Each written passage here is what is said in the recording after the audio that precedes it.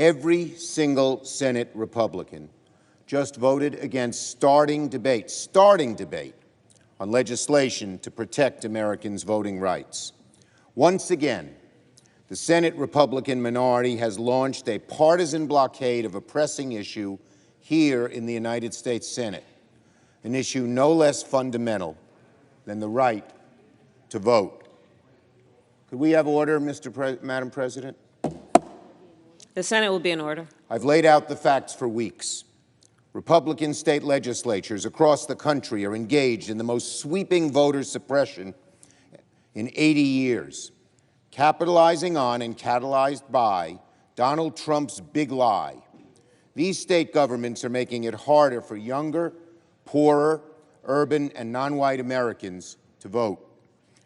Earlier today, the Republican leader told reporters that, quote, regardless of what may be happening in some states, there's no rationale for federal intervention. The Republican leader flatly stated that no matter what the states do to undermine our democracy, voter suppression laws, phony audits, partisan takeovers of local election boards, the Senate should not act. My colleagues, if senators 60 years ago held that the federal government should never intervene to protect voting rights, this body would have never passed the Voting Rights Act. The Republican leader uses the language and the logic of the Southern senators in the 60s who defended states' rights, and it is an indefensible position for any senator, let alone the minority leader, to hold. And yet that was the reason given for why Republicans voted in lockstep today. Regardless of what may be happening in some states, there's no rationale for federal intervention. That is both ridiculous and awful. All we wanted to do here on the floor was to bring up the issue of voting rights and debate how to combat these vicious, oftentimes discriminatory voting restrictions. And today, every single Democratic senator stood together in the fight to protect the right to vote in America. The Democratic Party in the Senate will always stand united to defend our democracy. I spoke with President Biden earlier this afternoon as well. He has been unshakable in his support of S1, and I want to thank the President and the Vice President for their efforts. But regrettably, our efforts were met by the unanimous opposition of the Senate minority. Once again, Senate Republicans have signed their names in the ledger of history alongside Donald Trump, the big lie, and voter suppression, to their enduring disgrace. This vote, I'm ashamed to say, is further evidence that voter suppression has become part of the official platform of the Republican Party. Now, Republican senators may have prevented us from having a debate on voting rights today. But I want to be very clear about one thing. The fight to protect voting rights is not over, by no means.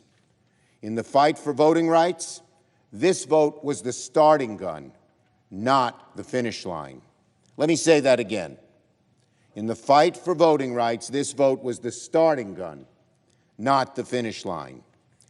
As many have noted, including my friend, Senator Warnock, this morning, when John Lewis was about to cross that bridge in Selma, he didn't know what waited for him on the other side. He didn't know how long his march would be, and his ultimate success was never guaranteed. But he started down that bridge anyway. Today, Democrats started our march to defend the voting rights of all Americans. It could be a long march, but it's one we are going to make. Today we made progress. For the first time in this Congress, we got all 50 Democrats unified behind moving forward on a strong and comprehensive voting rights bill. And make no mistake about it, it will not be the last time that voting rights comes up for a debate in the Senate. Republicans may want to avoid the topic, hoping that their party's efforts to suppress votes and defend the big lie will go unnoticed. Democrats will not allow that. Democrats will never let this voter suppression be swept under the rug. We have several serious options for how to reconsider this issue and advance legislation to combat voter suppression. We are going to explore every last one of our options. We have to. Voting rights are too important, too fundamental. This concerns the very core of our democracy and what we are about as a nation. So we will not let it go. We will not let it die. This voter suppression cannot stand, and we are going to work tirelessly to see that it does not stand. I yield the floor. Well, truly, their argument is that it's a blatantly partisan attempt to ensure that the Democrats win every election in the future, in their views, with underhand means. They particularly object to the fact that all citizens would be automatically registered to vote, that would include convicted felons, for example. And above all, they object to the fact that federal government would oversee election law in the future, taking away the power of individual states. Now, the reason this is such an issue is that recently some of those states have been tightening election laws. Places like Georgia have made it more difficult to vote.